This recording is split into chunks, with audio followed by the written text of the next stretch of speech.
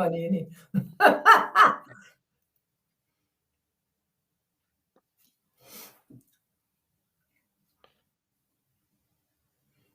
Just waiting to go on.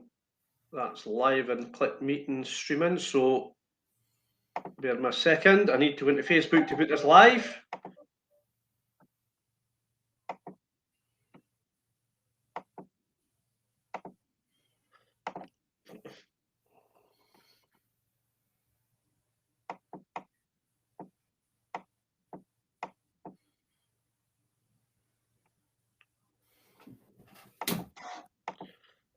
Okay.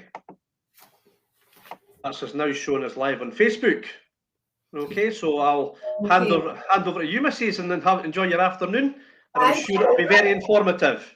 And if I don't speak to you, have a lovely wedding and make sure you enjoy it, Alan. Right, thanks very much. Okay, bye. Bye. Good afternoon, my dear darling friends. Lovely to be back again. Robert's going to be joining us soon. So, as most of you know, I'll be talking about PIP, Personal Independent Payment, which has a benefit in the United Kingdom for those suffering from various conditions or a disability. Now, for those of you with the United Kingdom and you don't have these benefits, fair enough, please do join in and give us your comments. But it'd be interesting for you. I'm going to describe how one describes PBC. And so hopefully you might find anything I have to say helpful. But what I want to, we've got some absolutely cracking questions. Good afternoon, Robert. Good afternoon, good morning. Good afternoon. So it's good morning from here, but good afternoon. Apologies for joining late. It is the pleasure that comes with signing into guest Wi-Fi that we got here. So delighted to be here. So sorry, let me introduce myself. I'm Robert. You are? I am Collette. I am founder of the PBC Foundation, ex-CEO, and Robert is current CEO. So delighted to have you back, Chief. So thank you very much for popping back to share with us your wisdom. So I could see that you were talking before I could hear you. So I'll let you continue and then I'll come in and just... Thanks, Robert. So what I was saying, I prepared something I'm going to read out, but this is a little document. Anybody, if you phone the office, they'll ping it to you. You can have, these are some tips, but I'm going to read it and I'm going to answer. We've got some great questions coming in. I've also said, Robert, although this is a UK benefit, for those out with the UK, it will help people explain their PBC because every country has their own benefit system. So if it helps explain PBC and living with it and some of the difficulties, then absolutely. So I'm going to start off, everybody. I'm just going to read this very briefly. And as I say, you can get this on Catch Up. And the office, anybody in the office will send this document to you. And you can also speak to me at another time. But keep the questions coming in. I'll do my very best. And thank you for asking me back, Robert. So we're talking today about PIP, Personal Independent Payment, as a benefit to support people with disability of whatever sort. It's not means tested, and you can qualify if you're working. Two ways to potentially qualify, either on disability. So things that have to do with cooking, bathing, dealing with people, money, and or mobility. So there's two things: is your daily living and mobility. They're two separate issues, and they're under one benefit, but they're two separate payments. And or mobility, where a person's cognitive ability to plan and follow journeys, and or their actual mobility can be relative. Point scoring statutory test based on formal questions. So there's 8 points required for the standard rate, which is the first one, and 12 for the higher or enhanced on both benefits. And awards can be either limited or indefinite. Okay. So there's two awards. That's your daily living and that's your mobility. You might just go for one or you might just go for the other. Secondly, I'm going to say function and not diagnosis is what's considered. So it's not what the disease is called, it's how you function or your problems functioning. Generally, they want to know if you require aids or some degree of assistance, supporting or prompting to do activities of daily living, and to what extent your ability to get around independently may be limited. Now, aids, for example, if you are cooking, do you need a high-perched stool to sit at the cooker? Do you need slotted spoons to help you because you can't lift the pans? in the bathroom, in the bath, the shower, do you have handles because you're unsteady? Do you need a loofah, you know, a long stick with a sponge to wash your back because you can't twist, you can't turn?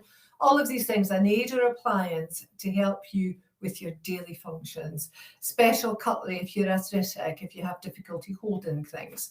These are the kind of things. So any functional limitation, you must have at least for 3 months before you claim, and you'd be expected to have it for 9 months following your claim. And it must apply for you for 50% half of the time, okay? So half of the time, so it's not sporadic, it's half or more. If you can lodge relevant, you fill in your application, which will come to a minute. If you lodge relevant supportive medical evidence, you should send it to the DWP with your application.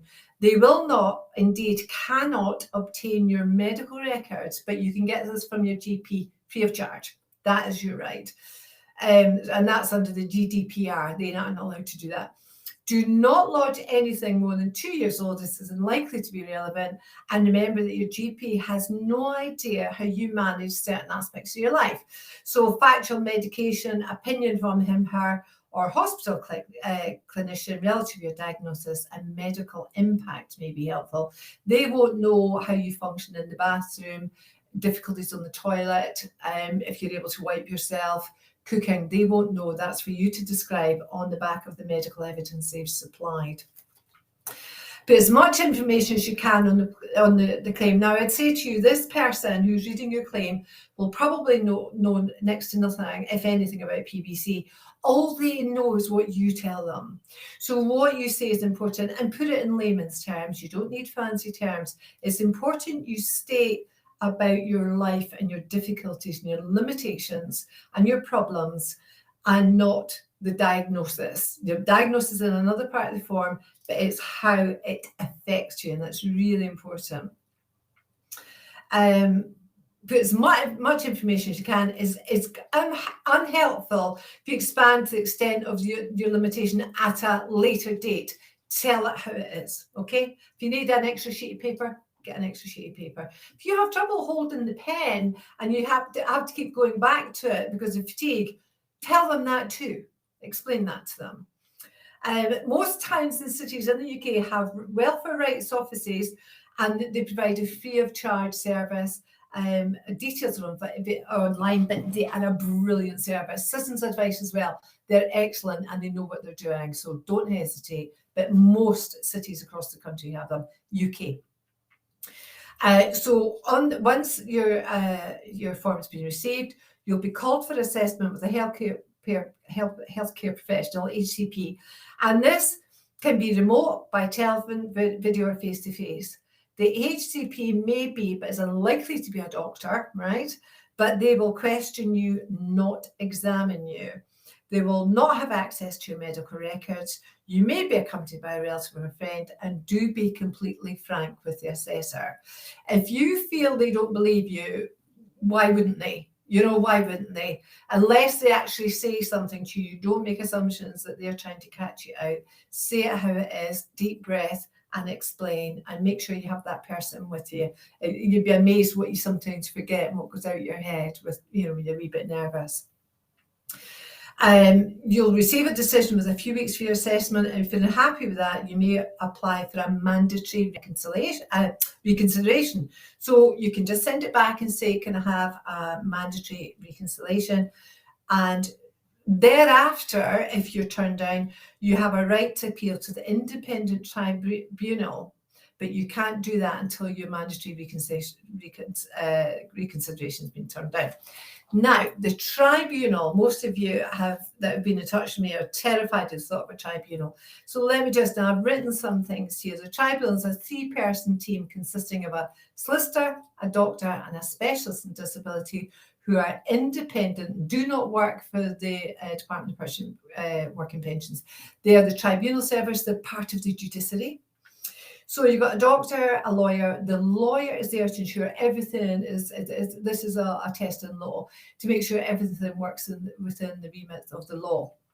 And you get a doctor who will ask you questions about your medication and various things. And you'll get a disability person. Now that could be somebody like me, because I did this for 12 years. I mentored somebody who was blind who was doing that. He knew some difficulty. We had a lady who was in a wheelchair.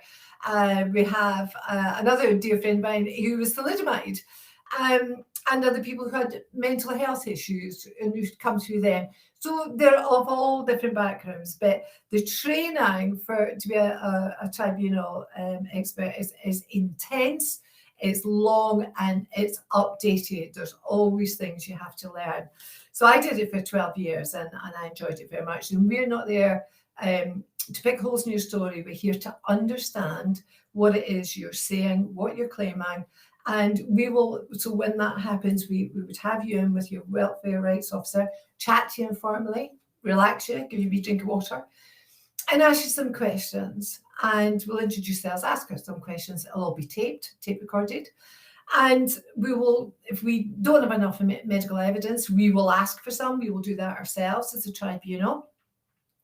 And if not, sometimes we don't ask any questions. Sometimes we think, why is this person here? This should have been awarded.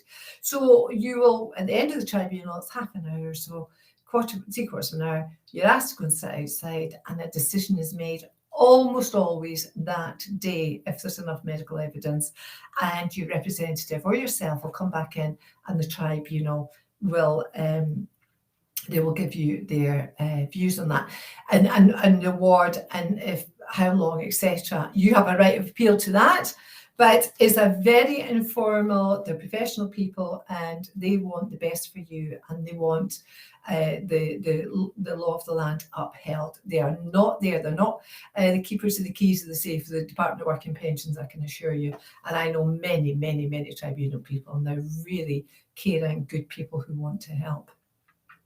And I would finally say to you, so if you're living in Scotland, there is going to be a new system rolled out. Now, it's called the Adult Disability Payment, and that's going to be rolled out in the autumn. Only in various districts of Scotland. You can check out online on ScotGov. And so there's just various regions, and then everyone else will come into this. So, but if you're already getting PIP or other disability, don't apply for it. Don't apply. Okay, so just keep that rolling over. You might be on the old benefit, disability living allowance. So now this what I've read out to you, I've just skimmed through this. They have it in the office. If anybody would like this piece of paper, then Robert, we're more than happy to send it out. Yeah. So if you're happy with that explanation of, let's go back to the form. And as I said to you, it's in two parts. And the first part is about your daily living. And as I say, just take it section by section. And I'll tell you something, it's very difficult to write something negative about yourself. One of the questions, can you peel vegetables? I buy frozen. Don't do that. Just say, well, no, I can't. I'm unable to hold a sharp knife, or I cut myself, or I don't have the grip, or whatever. Be frank and say it how it is. And I know it's a bit negative and you'll be exhausted after it. You might have to go back and forward. If you've got any struggles with that, go to the office and you can speak to me on the phone and I'll try and help you through it. So, Robert, do you feel that's a fair enough? Would you feel there was enough in there? Yeah, it's a really great start. Thank you. And I think, so first off, what we'll do is we'll share that sheet that you've got. Right. Second, I'm just thinking aloud here. Yeah. I mean, I know there are guides already out there, but would it be worth us putting out a form, and not quite with some example answers, but you had a great example there, do you cook vegetables? I buy frozen. And just highlight some of the things to avoid in each question.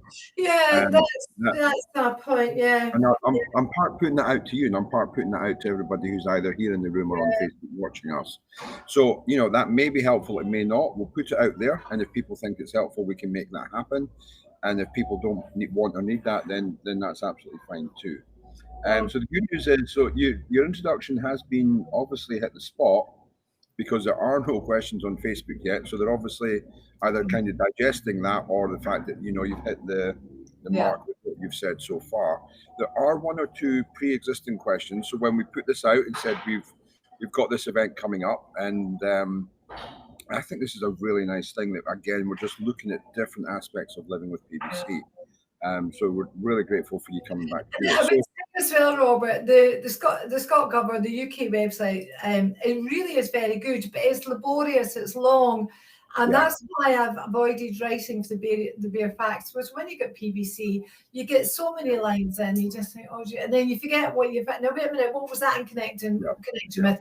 And because they expect it online, it really is difficult. So it's a very difficult subject. It's dry and it's long and it's lengthy. But we've got some really good questions, Robert. What do you good. Yeah. Okay, so I'm going to start with so some of you sent questions in before this because you knew this event was coming up.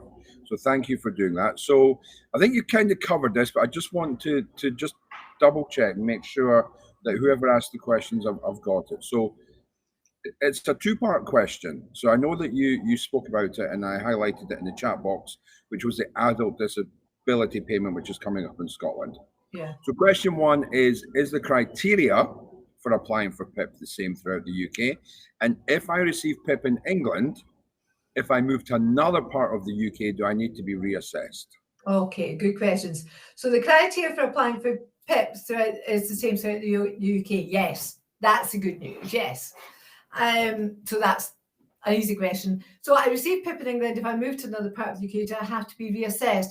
At the moment, no. So there's new rollout in Scotland and it's starting in the autumn, but it does say on the website, if you have disability living allowance or PIP at the moment, don't reapply. It could well be that you have been a lifetime award, in which case they would contact you, you know, you being appellant at any time. So no, this is one of the nice things, you know, if everything's uniform, it will change as time goes on, but at the moment, no, which is good news.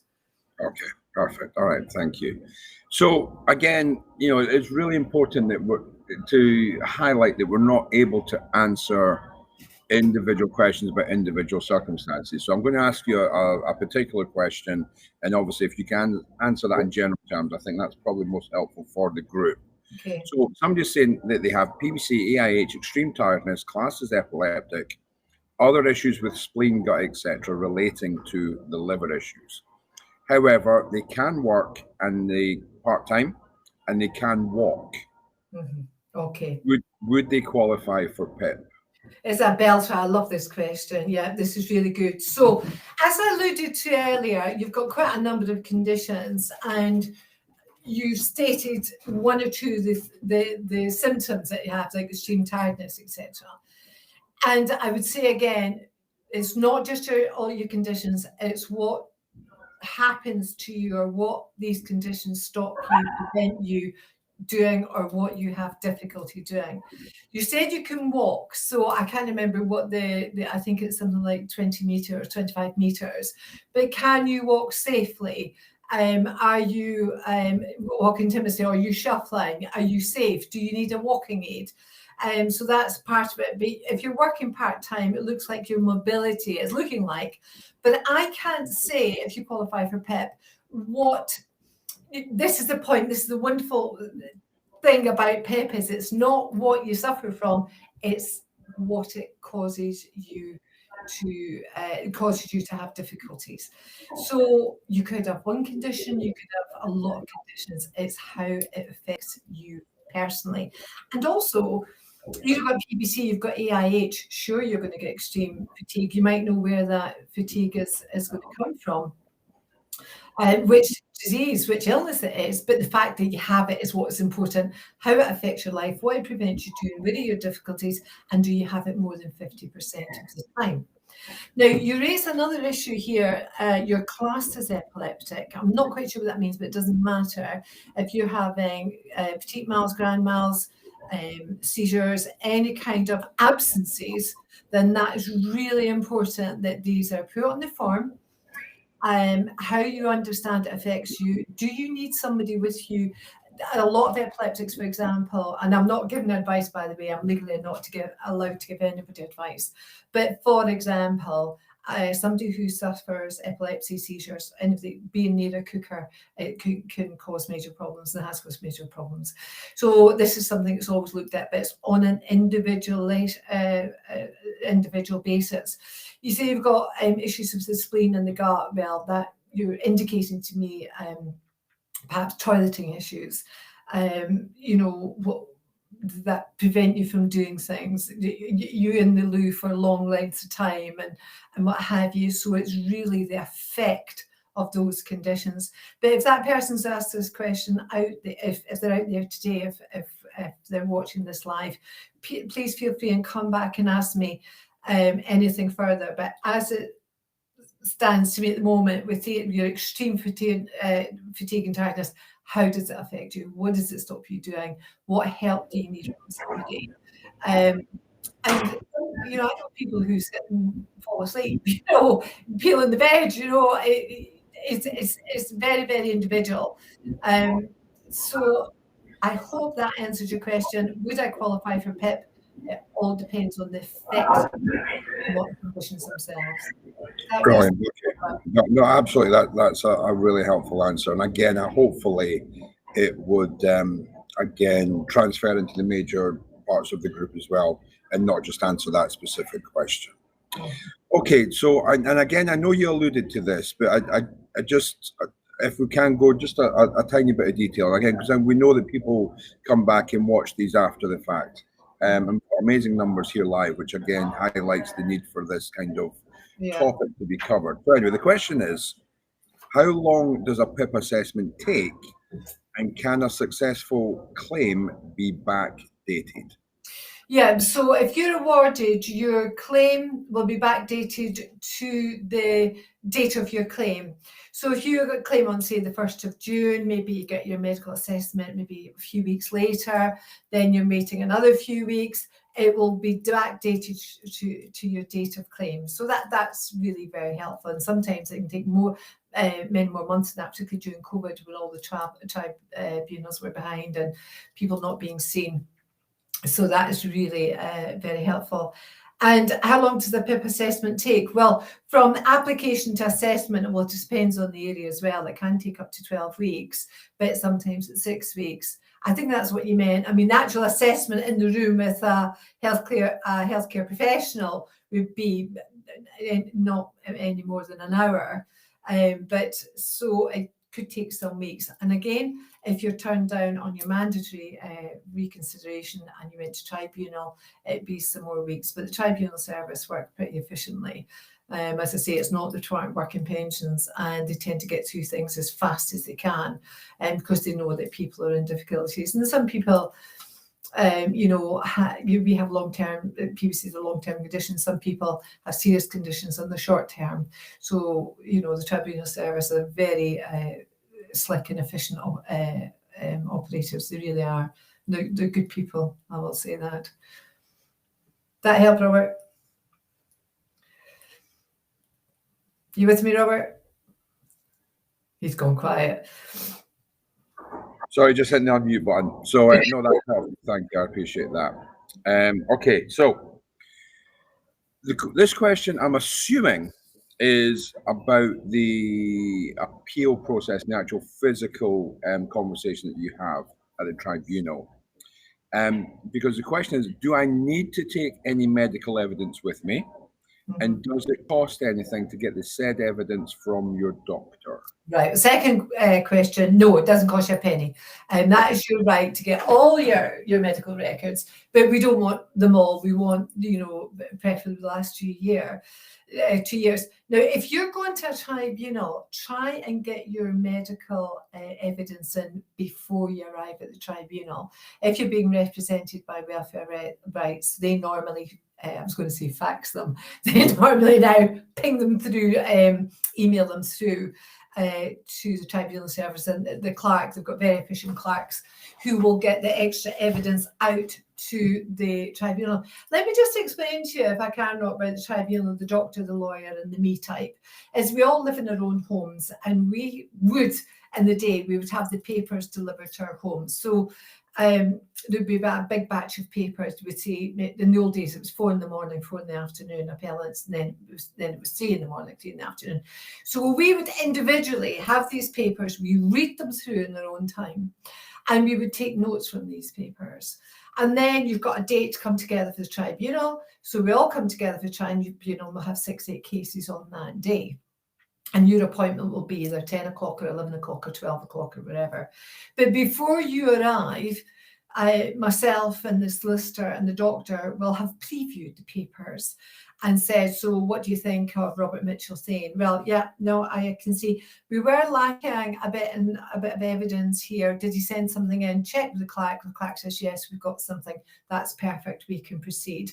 So anything you get beforehand is really helpful. If you take it in on the day, then somebody's got to photocopy it. You've got to wait till it's read. It might be 2 pages. That's all eating into your tribunal time. So it's more efficient if you can get it ahead of your date of tribunal. So when the people do come together, the tribunal do come together and discuss you, they've got a pretty good idea before you walk in the door as to if they need any more medical evidence. They're happy with what they have. They'll have a short list of questions for you. Sometimes there's no questions. Sometimes you think, why is this person here? This should have been awarded. And other times things aren't so clear. And so they're good people who really want to do a good job and be fair. That they are judges, you know. It's about fairness and right and sticking to the letter of the law. And you can only do that when you have the right and the appropriate information. Okay, perfect. That's helpful. So again, I'm going to caveat the question because I know you've already spoken about it's not the name of the condition, it's how the condition affects you. Yeah. So, but within that scope, the question is, can you get PIP for severe anxiety? That is a brilliant question, Robert. That is so good because, yes, now this is really important. Many of us have conditions that are hidden, right? Like PBC. We look like we're in perfect health, everything's fantastic. And this is the same with anxiety. Some people have absolutely crippling anxiety, but that's not evident. You can't see it. And maybe even less so, you maybe have spells of anxiety. It stops you doing things, that inhibits you from doing things, that causes you to withdraw, all sorts of things. The answer is absolutely yes, absolutely. It's not just physical conditions, it's psychiatric and psychological, emotional conditions. Yes, you can.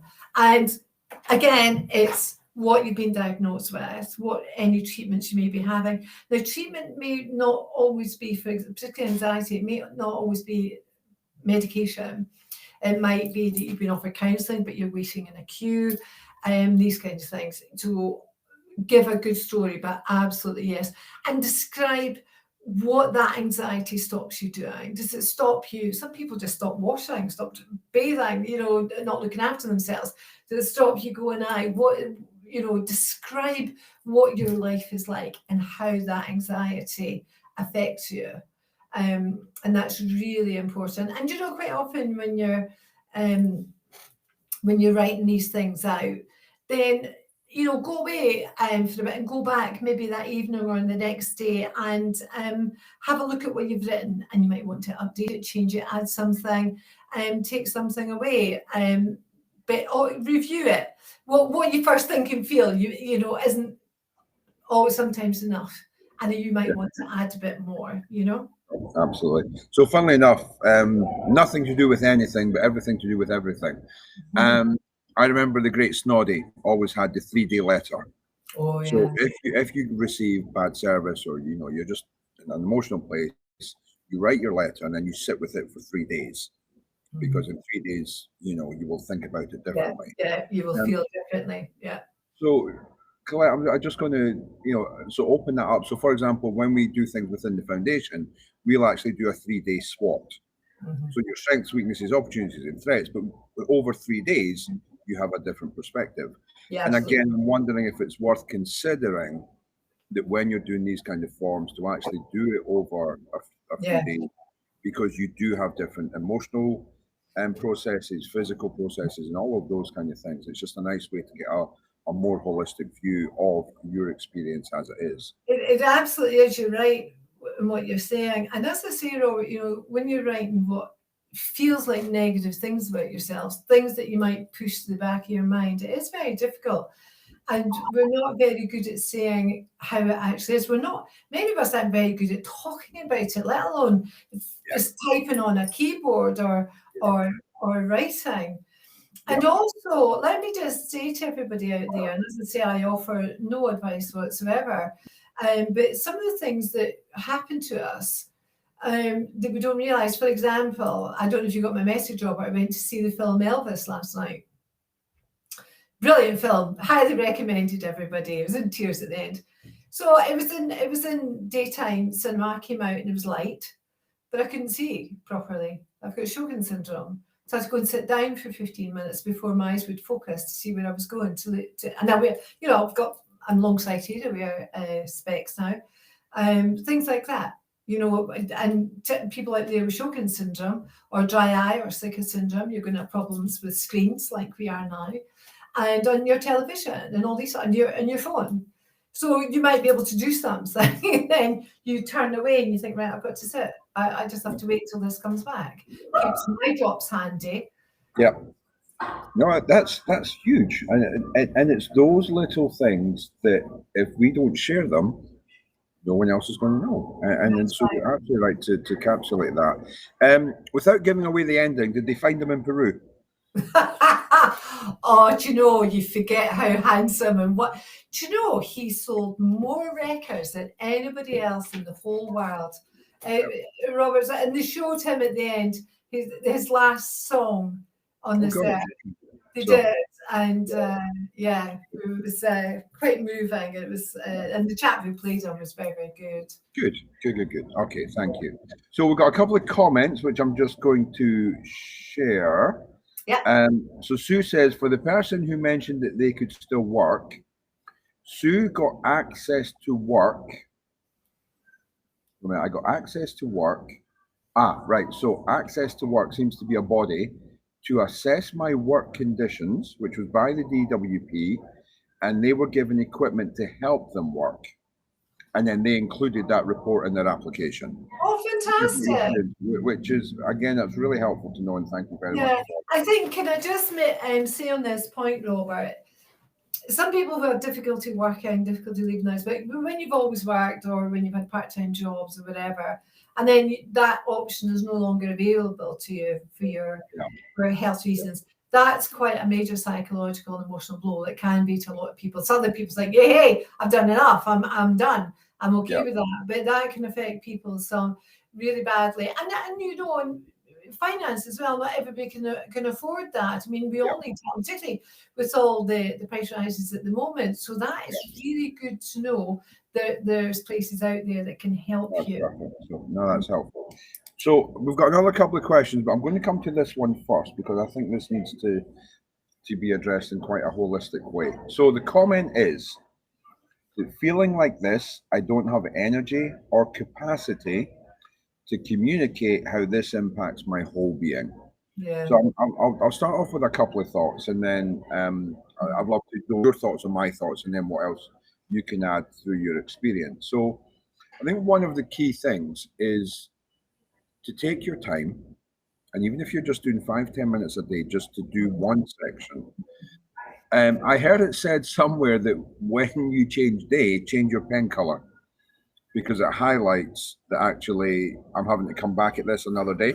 Mm-hmm. And then the other thing is to actually put in the form that, this is taking me 5 attempts over 5 days to do this, because it's just too tiring to focus. Mm-hmm. So those are some of the things that I've heard. Can you add to that, please? Yeah, no, that's absolutely right. But what I would say to this person, this is the part about people don't understand about autoimmune conditions, and it could be any other conditions, it doesn't have to be autoimmune.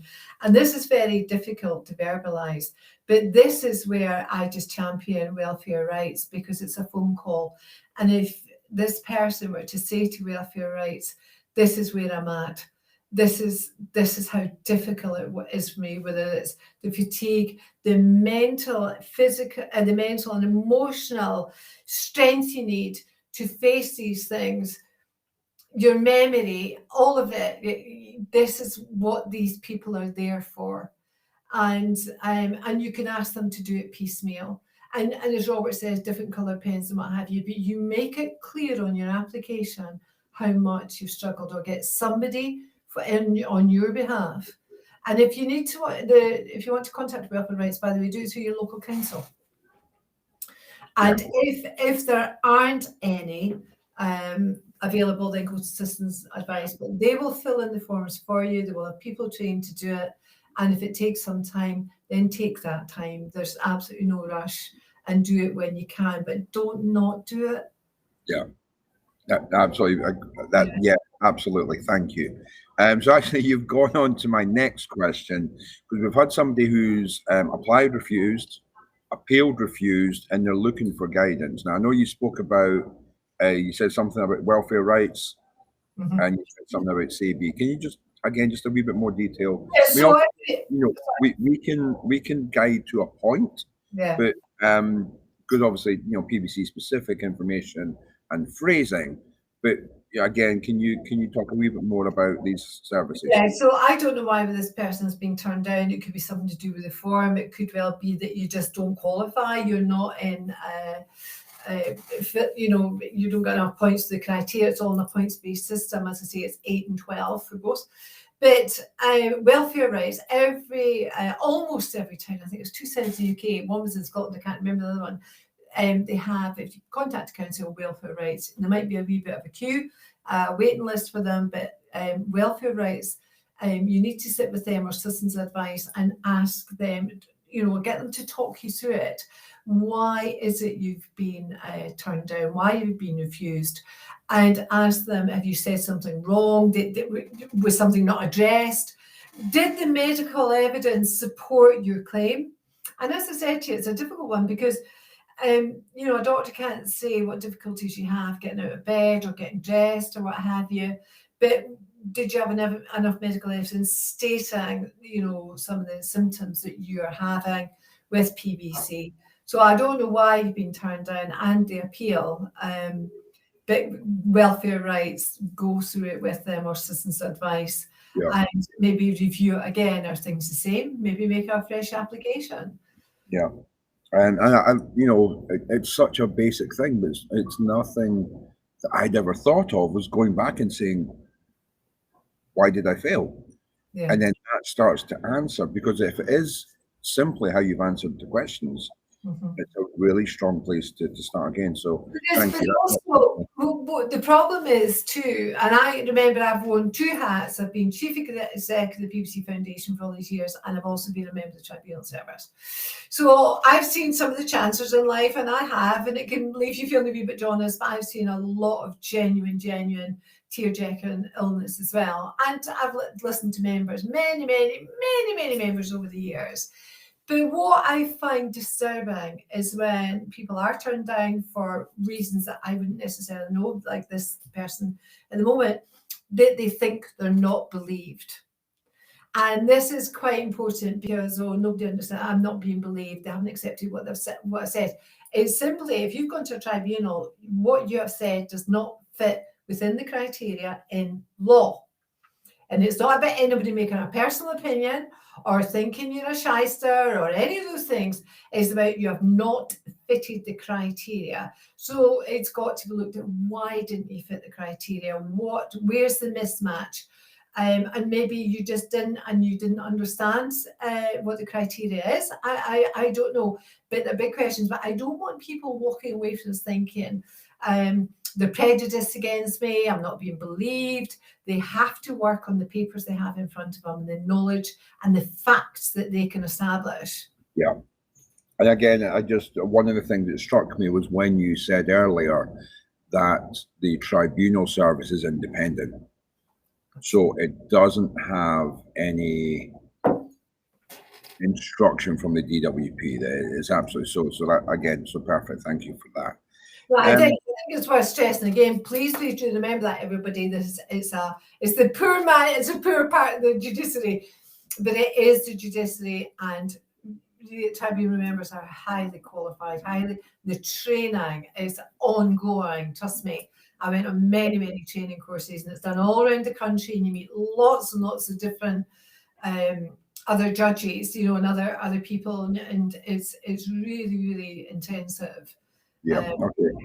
We've got another couple of questions to go through. So, by the way, just to let you know that if you're on Facebook and you've asked a question, if the foundation has liked your question, it means that we've seen it, we've jotted it down, and we'll bring it up. Now, we're not really bringing the questions up in order because what we're actually doing is going with the flow. So, for example, you talked about something, and that led me to then go to that kind of refusal guidance. So we're just kind of going with the flow with the questions and as things come up.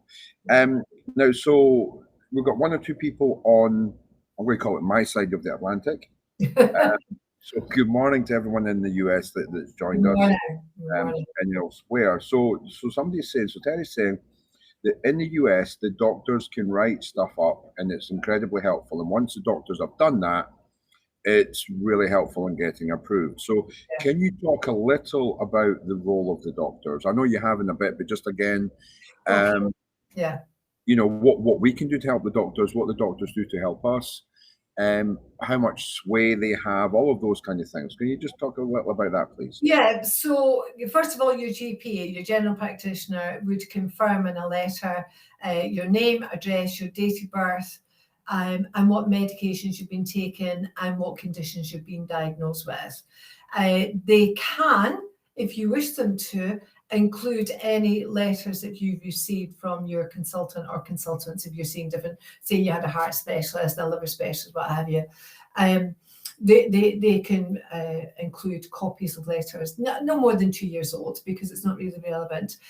But on saying that, your actual consultant yourself, and I hope you are seeing a consultant, whoever's looking after your PBC and other bits and bobs, if you have any other bits and bobs, I think it's pertinent to write to them or get your welfare rights officer to write to them and say that you are making a claim for PIP, for personal independence payment, and could you confirm not only your diagnosis and how long you've had it, etc., and perhaps even state, you know, a bit about your PBC, whether you have fibrosis or whatever.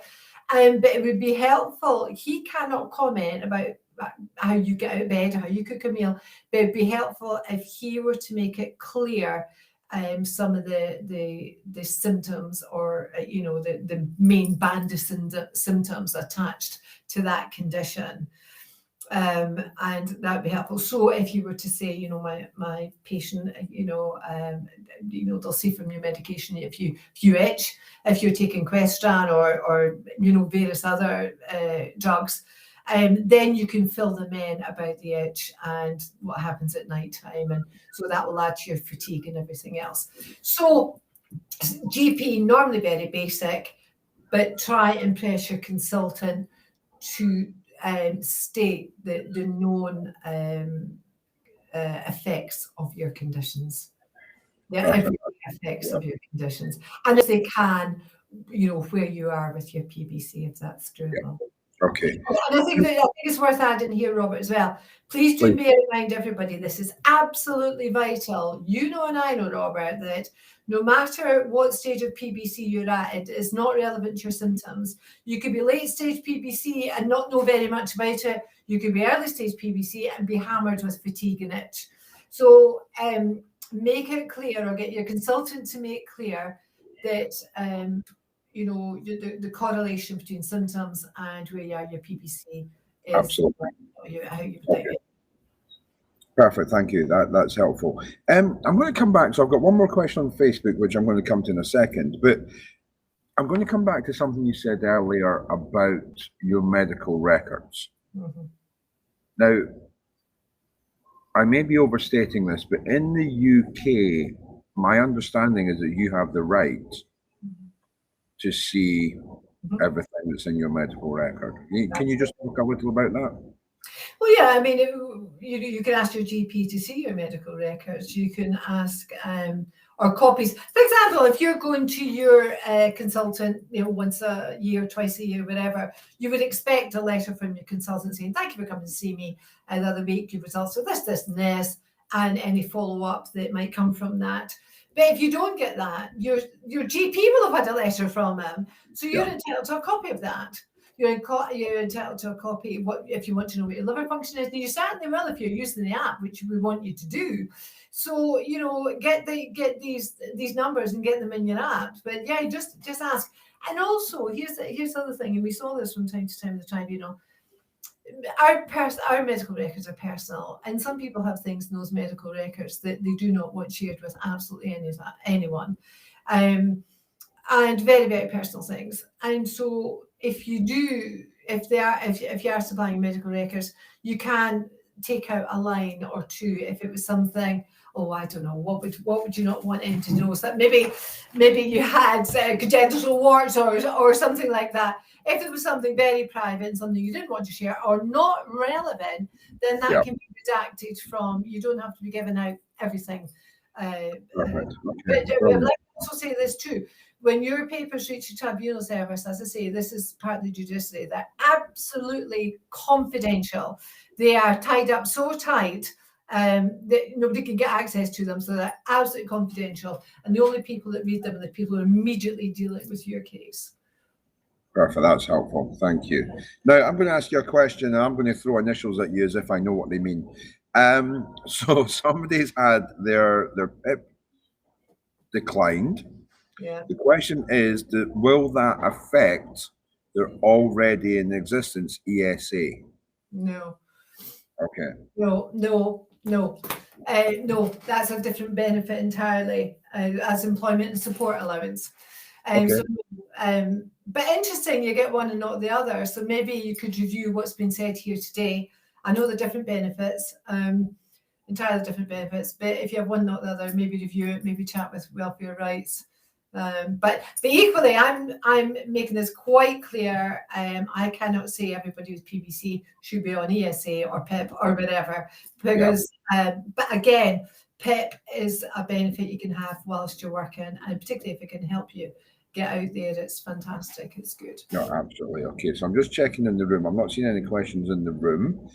Now we've been asked about milk thistle. So what I'm going to say is that next week we have Alan Bonder with us, which is my first time working directly with Alan on this. So I'm looking forward to that. And Alan is in and around the Boston area. So what we'll do is we will ask that question next week. So do tune in next week and see what Alan Can I comment on milk thistle? Yeah. We get asked about milk thistle an awful lot. In my experience, and I'd be interested, I don't know if we've asked this of Alan Bonder, but in my experience, to get a qualified physician to comment on something that's come out of a herb shop that has not been tested, kind of good luck with that. It's that's a difficult one. No, absolutely. And so the clinicians, I guess through years of practice, can always word this slightly better than certainly I can. But the bottom line is it hasn't gone through the rigors of clinical trials. It hasn't gone through, there isn't even, now, so Dave Jones talked about URSO. I mean, even went, right, we're going way left here, but this is an important addition, I think. We talked about URSO fault with the questions last week. And the fact is that when you have a branded URSO that's licensed, you absolutely know everything that is in that. And there's quality control that's involved that isn't necessarily there, even with the generics. Yeah. So when you take that even further to something you're buying in a herbal shop, we have no idea what the adders are, the fillers are, the coverings, and all of those. Well, good point as well, particularly with the coverings, because this is what they're saying about the generic URSO, that the casings, some of them carry all sorts of things. One of them, soya, one of them has soya, which was a bit of a shock to me. So absolutely, it's not a little question. It's a major question, but I'll be interested to see what Alan has to say. We'll see what comes from this week. Right. So Wendy said that we have repeatedly been told by doctors that chronic fatigue be improved by a good night's sleep, and weakness can be helped by graduated exercise. Every time I attend an appointment, I wonder how much doctors understand about chronic fatigue. Yeah. It's a fair comment, and I think that, again, this is up to us as patient advocates collectively and as patients individually to take the time to explain it. So, you know, I've met what, 2,500, 3,000 patients, and when you're in a room with a bunch of people with PBC, certain phrases come up all the time, and so it feels like I'm walking through custard. Feels like I'm wearing a lead blanket. People talk about the power being pulled, and those are really, really powerful words. But it's also, we have, other than saying, you know, I just feel fatigued, it's about the more detail we can share with our clinical community and with the clinical partners, the actually the better chance we have of them understanding. Now, the difficulty is doctors don't have a magic solution for fatigue. Yeah, there's a couple of things I would see here, Robert. I mean, doctors are human beings, and I was down at EASL and I did a webinar. I don't know if you've had a chance to see it yet, Robert. And they said to me, I was on the stage with 4 professors, David Jones is one of them, and a Spanish professor, an Italian, and a German professor, and they were lovely people. They said to me, sometimes they just feel inadequate because they don't have a solution. They're doctors, there's many things they can do, but when they run up against things they can't do, which is fix fatigue or offer something, they can only offer what they've been told is might be available. Now, I'm going to break this down a wee bit, and I was quite touched by how honest they were, because they are human beings, and they obviously must care about people, otherwise they wouldn't go into medicine. Yeah. But I would say this too, what you just said about getting a good night's sleep. Oh yeah, go and tell me about what a good night's sleep is. You know, menopausal men who have the itch, you know, we get hot, we get cold, you know, you wake up with sweats. I mean, what is a good night's sleep? Because it's eluded me for many years now. And getting that, I mean, I'm a big fan of movement and medicine, even if you just get round the block, you know, a wee bit of fresh air, it just perks you up physically, mentally, emotionally, it just makes you feel a wee bit better. Even in the cold, I don't mind the cold. But going back to the fatigue, the tiredness, the heavy limbs, the walking in tar, it's difficult to fight against, and sometimes it's easier than others. So when you've got a time where it's easier, then do have a batch or whatever. I've just cleaned out my fridge. I wish I could have done that a long time ago, and I'm absolutely delighted. I feel good. I've cleaned out my manky fridge. But a doctor, how can they understand if they're not experienced that they're doing their best, and unless they're actively untoward? And can you imagine just somebody bringing you a problem? What have you got to give them? The good news is Dr. Jones on the 14th of February this year opened up the very first We Think in the World, Professor Jones, fatigue clinic, and they're really getting in there, joining up this fatigue with the brain fog and tying it together, and hopefully when they get enough information, there'll be medications out there which can help. There's solutions in movement as medicine. We know they're limited and everybody's different, and one day you're different to the next. And it's the inconsistency as well. There's a whole lot of things attached to this. So all these things I've just said to you, put it on your form if you're making applications to whatever benefit. It's the inconsistency and the unreliability of your symptoms. And the people say, oh, write down what you eat and drink and all the rest of it. Well, good luck with that, because I'm still waiting. But I've had PBC so long now, and I still can't pinpoint what it is that hits the magic button of fatigue, you know? You know, one of the things that will stay with me forever. So a few years ago, we did for PBC Day, Hands Up for PBC. Oh, gosh. And we asked people on social media, the idea was that you put your hands up and you talked about what you knew about PBC. Now, if you notice, my hands are up. Yeah. And Colette's hands are up. And this was a consistent thing. I can. I've got to put them down. So, you know, people with PBC, often they started there, and often people without PBC started there.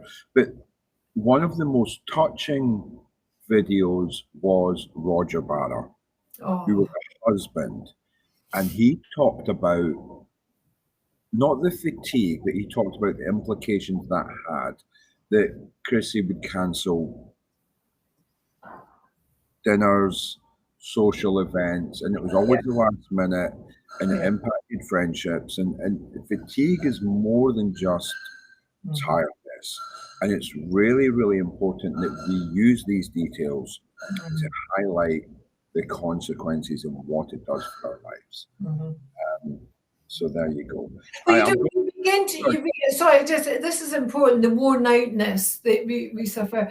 But like Roger said about Chrissy, you begin to feel you don't belong, you know, and you're not part of this anymore. And it took me years, as you well know, to gain the confidence to be myself and be honest. And if people doubted me, do you know what? So what?